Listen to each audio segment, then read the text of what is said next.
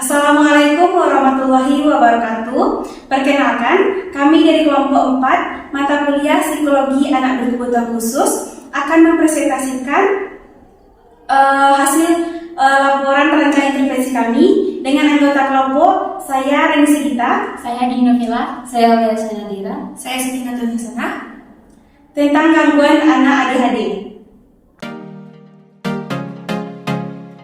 Saya Sakinatun Hasanah. Jadi di sini saya akan mencoba menjelaskan terkait hasil penelitian kami dengan subjek anak ADHD. Nah, di sini saya ingin menjelaskan identitas subjek terlebih dahulu.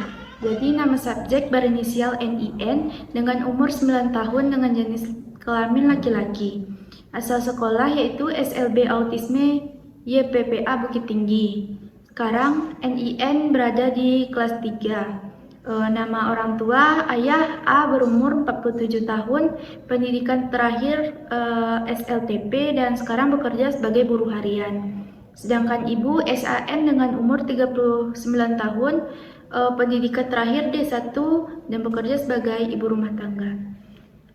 Jadi tujuan dari penelitian kami ini yaitu untuk menyusun rancangan intervensi untuk anak berkebutuhan khusus dengan diagnosis ADHD atau Attention Deficit Hyperactive Disorder. Nah, metode yang kami gunakan dalam pengumpulan data yaitu dengan observasi dan wawancara dengan 5 aspek. Yang pertama itu gambaran kemampuan berpikir, yang kedua emosi dan sosial, yang ketiga motivasi dan kondisi fisik, yang selanjutnya potensi, dan yang terakhir keterbatasan dan bagaimana pembelajaran anak. Jadi dari itu kami menyusun guideline wawancara dan observasi yang kami turunkan ke dalam beberapa indikator dan menjadi beberapa item pertanyaan. Mungkin sekian yang dapat saya sampaikan. Penjelasan selanjutnya akan dijelaskan oleh teman saya. Baiklah, saya akan menjelaskan mengenai hasil dari observasi dan wawancara yang telah kami lakukan kepada NIN dan juga gurunya. NIN atau N, subjek kami ini. Nah, yang untuk aspek pertama yaitu mengenai gambaran kemampuan berpikir, kami mengambil indikator serta aspek-aspek itu dari teori perkembangan kognitif oleh Jean Piaget. Nah, di sini kami menemukan bahwa NIN atau N ini berada di tahapan operasional konkret yang mana sesuai dengan umurnya sekarang, umur 10 tahun. Nah, untuk indikator pertama dari operasional konkret yaitu kemampuan pemikiran logis dan konkret, NIN menunjukkan pemikirannya yang logis itu dengan kemampuannya yang bisa istilahnya mengoperasikan matematika seperti tambah kurang dengan baik. Dan kemudian gurunya juga mengatakan bahwa NIN itu pandai dalam mengelompokkan benda berdasarkan berbagai kategori, yaitu bisa dari bentuk, ciri-ciri dan juga warnanya, serta ukuran NIN atau N ini bisa melakukannya. Kemudian untuk indikator kemampuan generalisasi dan mengklasifikasikan, NIN menunjukkan kepandaiannya atau kemampuannya ini dengan dia mampu untuk mengelompokkan yang mana bendera-bendera gitu. Dia tahu ini tuh bendera-bendera, kemudian dia tahu gambar itu, oh ini adalah benua-benua, ini ada Asia Tenggara, yang ini adalah negara-negara yang ada di Amerika. Ini dia tahu gitu letak-letak dari benua-benua yang ada di peta. Dan kemudian kalau dari wawancara gurunya mengatakan bahwa NIN ini pandai dalam istilahnya dia tahu mana yang baik, mana yang buruk, fakta-fakta yang ada di dia. Misalnya dia buat kesalahan gitu, terus dia ceritakan ke ibunya tuh yang baik-baiknya aja, yang buruk-buruknya tuh dia nggak diceritain gitu. Pandai dalam membuat cerita secara general dan membolak-balikkan fakta gitu. Kemudian untuk indikator selanjutnya yaitu kemampuan berpikir realistis dan juga keterampilan berpikir kausal. NIN ini menunjukkannya itu dari observasi, dia tuh bisa menceritakan bagaimana sejarah dari Timor Leste yang keluar dari Indonesia. Jadi dia tahu sebenarnya sesuatu kejadian yang realistis di dunia ini dia paham gitu. Kemudian NIN ini juga bisa menceritakan gambar-gambar yang dia buat. Istilahnya dia tahu ini aku gambar negara Indonesia, ini aku gambar negara Malaysia, aku letakin Malaysia di sini karena Malaysia itu dekat Indonesia, kayak gitu. Dia pandai menceritakan gambarnya secara realistis. Nah, kemudian untuk aspek selanjutnya itu aspek emosi dan juga emosi dan sosial. Yang pertama itu emosi. Di indikator ekspresi emosi dari observasi kami melihat bahwasanya NIN itu menunjukkan ekspresi semangatnya, ekspresi senangnya dengan berteriak-berteriak, kegirangan, melompat ke kursi gitu. Saat dia tuh istilahnya menemukan fakta-fakta baru yang menarik soal negara-negara. Jadi dia suka banget sama geografis gitu, suka dengan negara-negara, suka dengan bendera-bendera gitu, suka banget dengan atlas. Jadi dia kalau menceritakan hal itu dia bersemangat sampai kegirangan gitu. Lompat-lompat di kursi ketika dia tahu cerita baru tentang negara-negara. Kemudian kalau dari wawancara gurunya bilang kalau misalnya ketika si NIN ini atau si NI misalnya dia ditegur gitu, ditegur biasa, tapi ini justru membalasnya dengan menangis kayak gitu. Di sini kami melihat bahwa NCN itu tuh dia mengekspresikan emosinya tuh dengan cara yang berlebihan gitu, semangat yang berlebihan, sedih yang berlebihan gitu. Kemudian soal pengelolaan emosi, NIN tampak sulit dalam mengontrol emosinya. Jadi ketika misalnya nih dia dapat benda yang dia dapat benda yang dia tidak inginkan, terus dia selalu bertanya-tanya terus, kayak misalnya contohnya tuh misalnya dia pengen banget beli es krim, terus gak dikasih kan sama orang tuanya ini. Terus habis itu dia bakal nanya, kok gak dikasih, kenapa dikasih, kapan dikasihnya, kayak gitu. Istilahnya dia tidak bisa mengontrol keinginannya itu gitu. Kemudian untuk aspek sosialnya, NIN itu tuh cukup picky, istilahnya dia tuh ketika misalnya dia tidak suka orang ini karena beberapa hal misalnya, dan dia gak bakal suka terus gitu, kata gurunya gitu. Misalnya contohnya ada seorang teman di kelasnya, si Annie bilang kalau misalnya dia tuh kumal, dia tuh jorok, aku nggak suka gitu. Jadi di kelas itu dia menghindari si temannya ini gitu. Kalau misalnya diajak belajarlah bareng sama si dia nggak mau gitu. Terus ada juga dia punya teman yang laki-laki kelas lain, dia nggak suka sama si kawannya ini gara-gara kawannya ini nakal di kelas tuh, suka istilahnya suka jahilin teman, dan si N ini nggak suka sama si kawan yang beda kelas itu. Jadi setiap kalau misalnya ada kegiatan kelas si kawan ini sama dia tuh gabung, dia nggak mau masuk kelas itu karena dia nggak mau ketemu si kawan laki-laki yang dia tidak suka itu gitu. Kemudian si N ini dalam berinteraksi dengan orang lain, dia tuh bisa berbicara dengan temannya, dia mau gitu. Tapi dia tuh seringkali menyela percakapan dengan temannya, terus bisa tanpa henti menceritakan topik yang menarik baginya. Jadi istilahnya dia berteman tuh dia paling banyak berbicara dengan temannya gitu. Kadang-kadang kalau misalnya teman lagi ngomong berdua gitu kan, terus dia datang, terus dia sela gitu kan dia mau ikut gabung. Kemudian respon terhadap situasi sosialnya si NI, dia ketika misalnya berinteraksi dengan temannya, terus dia merasa dipaksa, habis itu dia nggak mood lagi gitu, dia gampang kemudian gitu, gampang tersinggung dengan teman-temannya gitu. Kemudian dari segi aspek motivasi, si N ini sangat bersemangat ketika guru memperhatikan gambar dia, mengatakan kalau misalnya gurunya bilang gambarnya tuh bagus, terus miliknya, dan dia bilang dia merasa bangga dengan dirinya gitu karena gambarnya tuh bagus dan dia buat sendiri gitu. Kemudian si N ini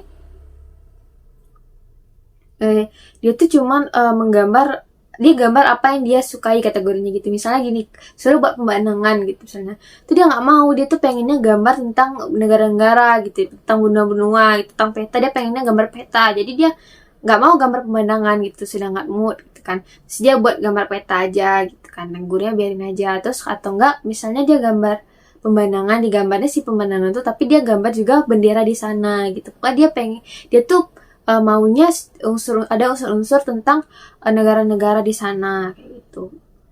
Kemudian kesadaran dengan tujuan itu jadi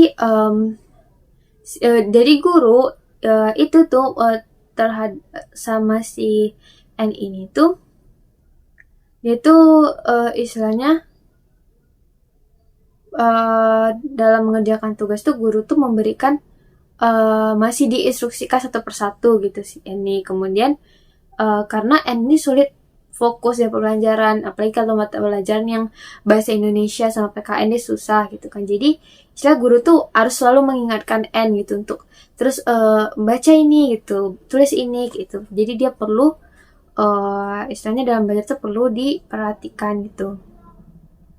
Dan juga si N ini sulit untuk mengikuti instruksi yang diberikan. Jadi dia tuh suka hatinya aja kata guru gitu, kayak apa yang dia mau dia lakuin kayak gitu. Kadang-kadang dia misal disuruh menulis gitu, dia kalau misal dia mau menulis dia nulis, kalau dia nggak mau nulis dia nggak bakal nulis gitu, dia ngelakuin hal yang lain katanya gitu. Kemudian untuk self regulasinya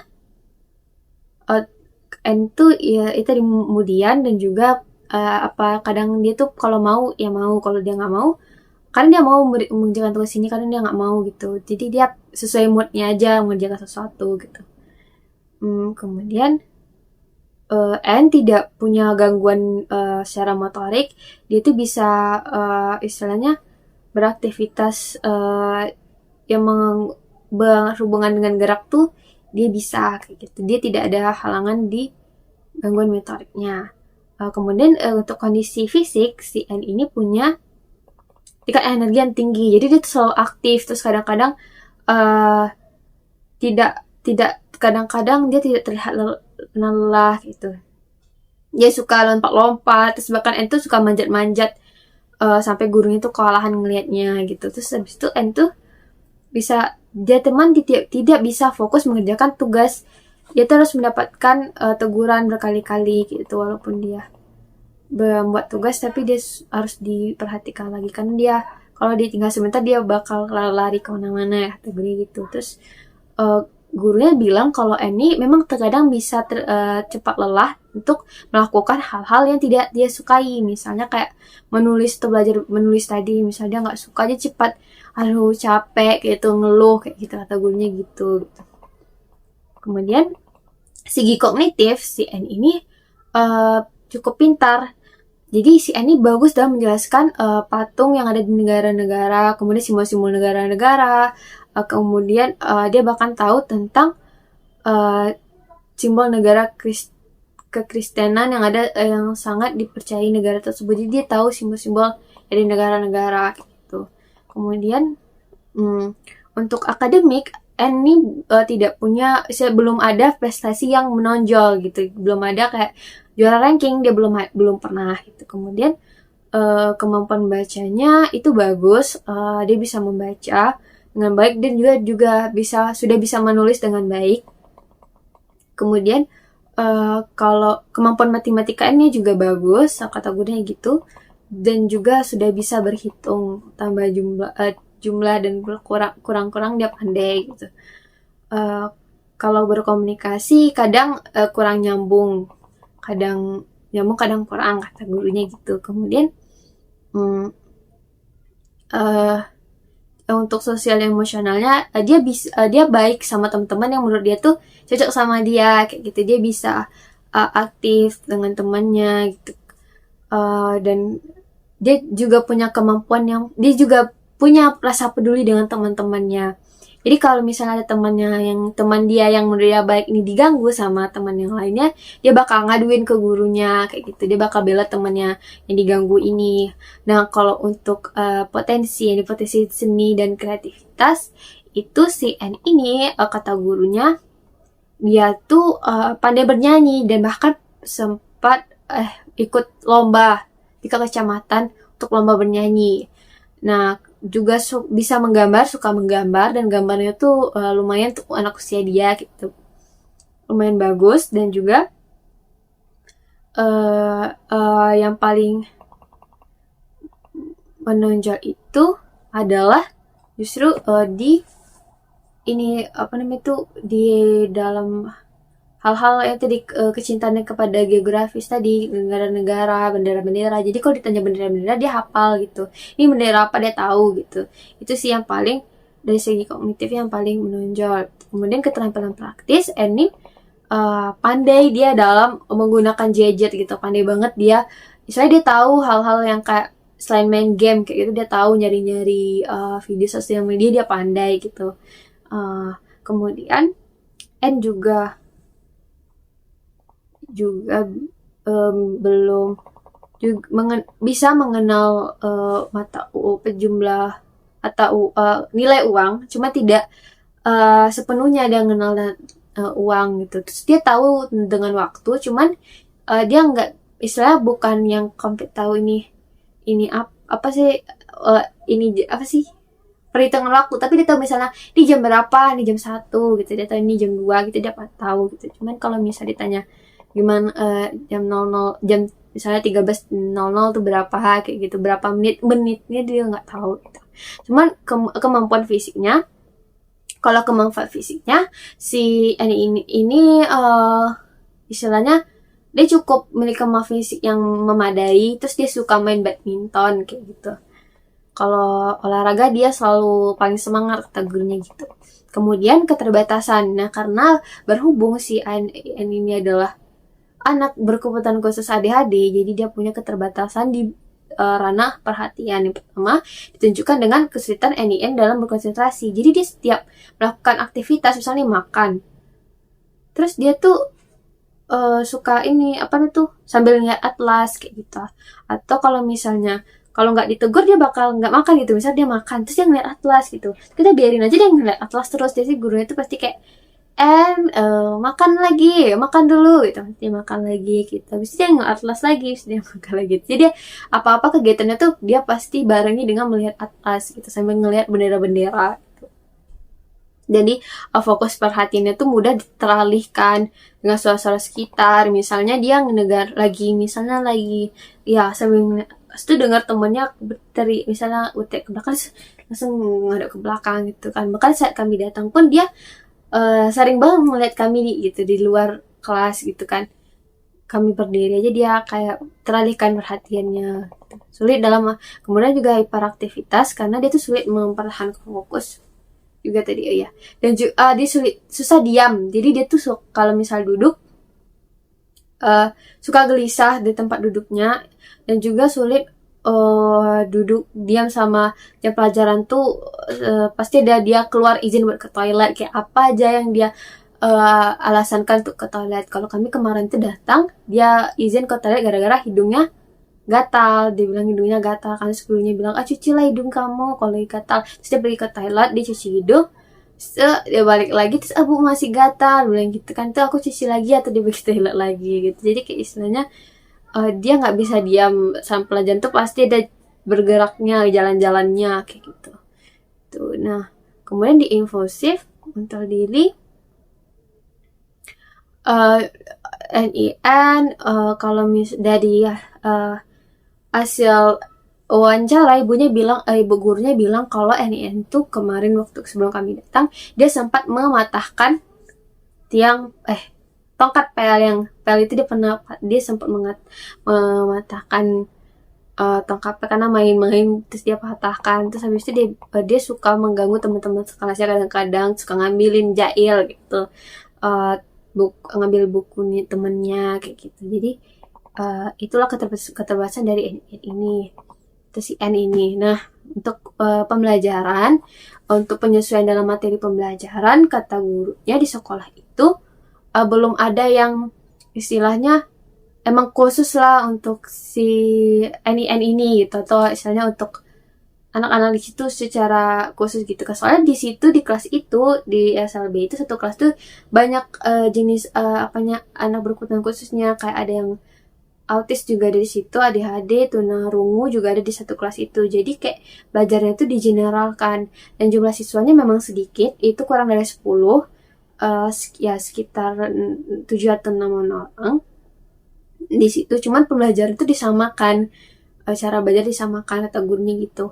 Ada sih terapi okupasi, pokoknya ada kelas individualnya ada, cuman harus membayar SPP lebih, kayak istilahnya diserahkan lagi kepada orang tuanya apakah mau ada kelas khusus untuk individu atau tidak gitu kan. Nah, untuk kasus si ini orang tuanya sendiri tidak mengambil kelas individu ini, jadi NIN masih belajar istilah sama dengan teman-temannya di kelas itu kayak gitu, dengan pelajarannya sama gitu. Tidak ada istilahnya perlakuan khusus di sana gitu. Sekian dari saya, terima kasih. Baiklah, saya akan menjelaskan tentang pembahasan dari laporan rancangan intervensi pada subjek NIN yang mengalami gangguan ADHD. Pada aspek kemampuan kognitif, NIN memiliki kemampuan kognitif yang berada pada tahap operasional konkret, di mana hal ini merupakan hal yang normal untuk anak usia 6-12 tahun. Menurut IBDA pada tahun 2015, pada tahap ini, anak sudah mampu atau cukup matang untuk menggunakan pemikiran logika atau operasional, tetapi hanya untuk objek fisik yang ada pada saat ini saja. NIN mampu menggunakan pemikiran logika dan operasional untuk objek fisik yang ada pada saat ini. Contohnya, contoh dari kemampuan ini yaitu seperti NIN mampu untuk mengelompokkan benda berdasarkan beberapa kategori, seperti NIN mampu untuk menyusun buku berdasarkan kategori tertentu.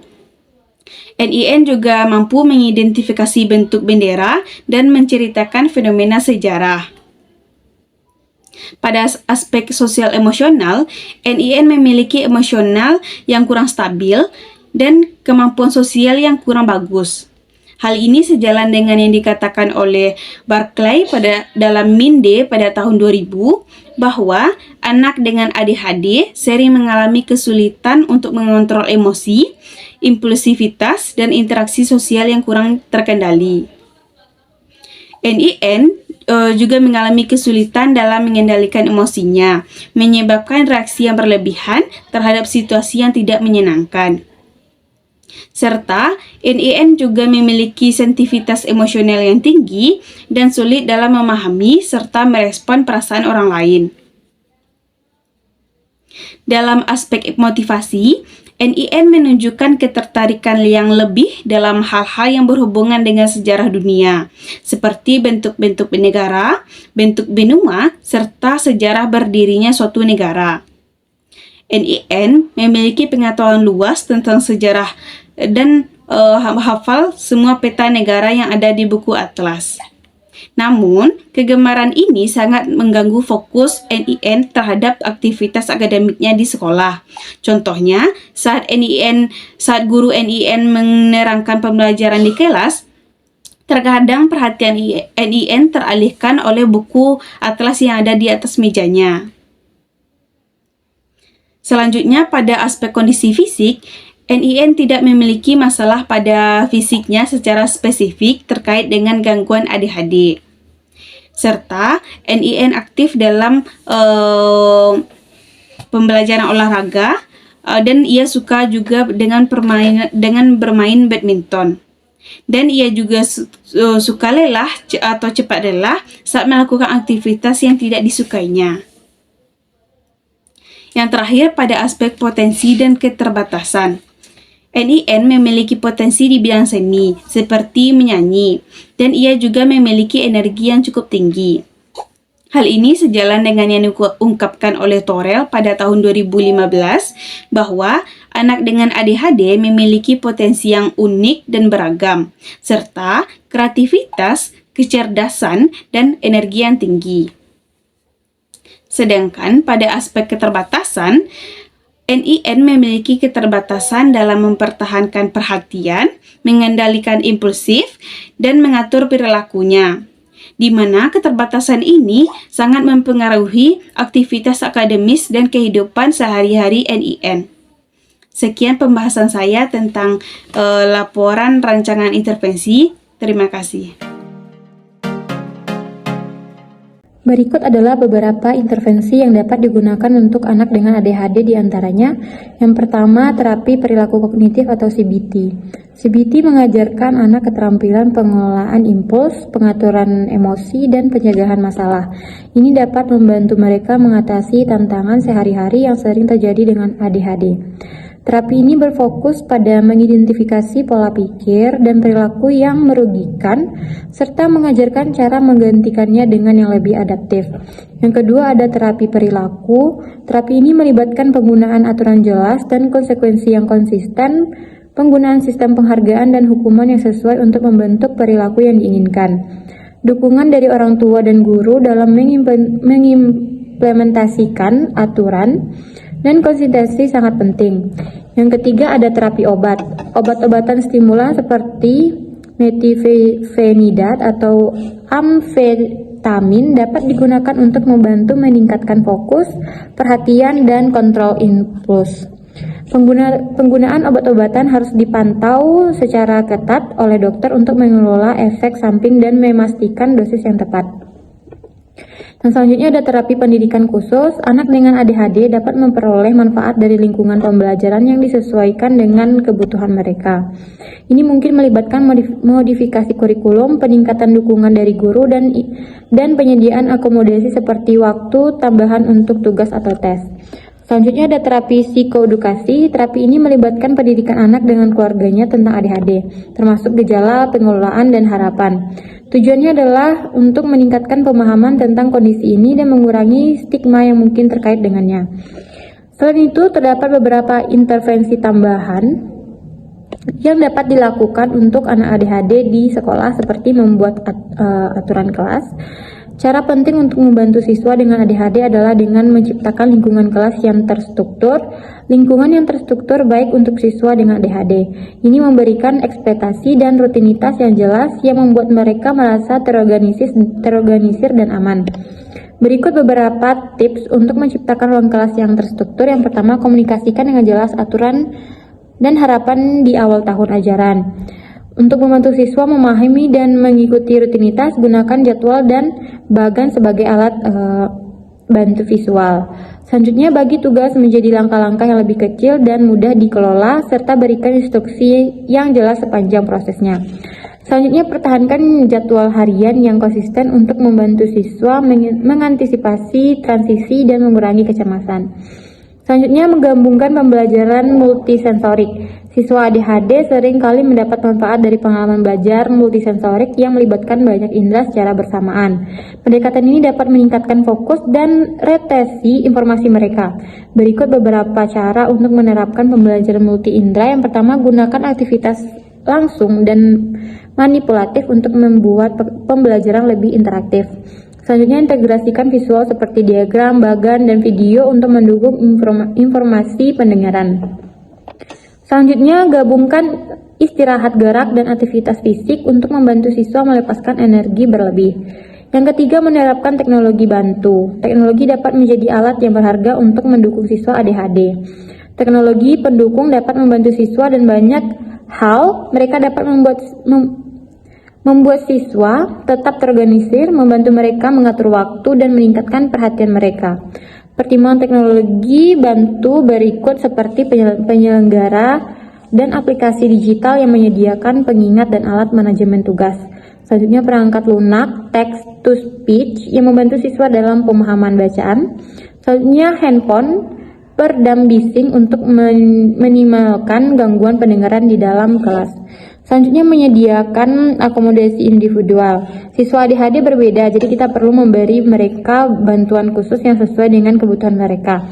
Berikut beberapa akomodasi yang diperlukan, seperti memberikan waktu untuk menyelesaikan tugas dan ujian, menyediakan tempat duduk istimewa di dekat bagian depan kelas untuk meminimkan gangguan. Selanjutnya, menawarkan check-in yang sering dan memberikan umpan balik tentang kemajuan mereka. Menerapkan sistem penghargaan untuk memperkuat perilaku dan prestasi positif. Selanjutnya, yang kelima, mendorong partisipasi aktif. Melibatkan siswa ADHD secara aktif dalam pembelajaran dapat membantu meningkatkan perhatian dan motivasi mereka. Berikut beberapa strategi untuk mendorong partisipasi aktif. Yang pertama, gunakan kerja kelompok dan proyek kolaboratif untuk mendorong keterlibatan. Gabungkan eksperimen langsung dan contoh kehidupan nyata untuk membuat pembelajaran lebih menarik. Selanjutnya, memberikan kesempatan untuk gerak dan pembelajaran kinestik. Yang keenam, ada mempromosikan keterampilan pengaturan diri. Siswa ADHD perlu belajar pengaturan diri untuk mengendalikan perilaku dan emosi mereka. Ini membantu mereka mengelola impuls mereka dengan lebih baik. Berikut beberapa teknik untuk mengajari anak-anak meningkatkan pengaturan diri. Yang pertama, ajarkan teknik mindfulness dan relaksasi seperti latihan pernapasan dalam. Bantu siswa mengidentifikasi emosi mereka dan memberikan strategi untuk pengaturan emosi. Dorong refleksi diri dan penetapan tujuan untuk mendorong penentuan diri. Untuk membantu siswa ADHD, guru perlu memahami mereka dengan baik, menunjukkan empati dan menggunakan strategi yang dipersonalisasi. Guru dapat membantu siswa ADHD berhasil dengan menciptakan lingkungan yang terstruktur, membagi tugas menjadi bagian lebih kecil, menggunakan metode pengajaran langsung, mendorong jeda gerakan, menampilkan pengingat, dan menjaga suasana kelas yang positif. Ingat, setiap siswa adalah unik, jadi penting untuk menyesuaikan strategi ini untuk memenuhi kebutuhan individu. Siswa ADHD dapat melakukannya dengan sangat baik dengan dukungan dan bantuan. Mereka juga bisa sukses di sekolah dan bidang lainnya. Intervensi berbasis sekolah memainkan peran penting dalam mendukung siswa dengan ADHD. Kesimpulan dari penjelasan, berdasarkan penjelasan di atas dapat disimpulkan NIN memenuhi kriteria ADHD di mana materi disesuaikan dengan kemampuan NIN, memberikan bacaan atau soal yang lebih sederhana dengan lebih banyak contoh konkret. Tantangan yang dihadapi seperti sulit berkonsentrasi, yaitu kesulitan untuk tetap fokus pada satu tugas untuk jangka waktu yang lama. Mudah teralihkan seperti cenderung teralihkan oleh stimulus eksternal dan internal. Kesulitan menjaga fokus seperti kesulitan mempertahankan perhatian pada tugas hingga selesai. Hiperaktivitas seperti gelisah dan sulit untuk duduk diam. Impulsivitas seperti bertindak tanpa berpikir terlebih dahulu, seperti berbicara tanpa izin dan kesulitan menunggu giliran. Ketika mengontrol diri seperti tantangan dalam mengelola emosi dan perilaku impuls yang dapat mengganggu. Sekian, terima kasih. Baiklah, sekian presentasi dari kelompok kami. Terima kasih atas perhatiannya dan kami mohon maaf atas segala kekurangan dari kelompok kami. Kami sudahi dengan Assalamualaikum warahmatullahi wabarakatuh.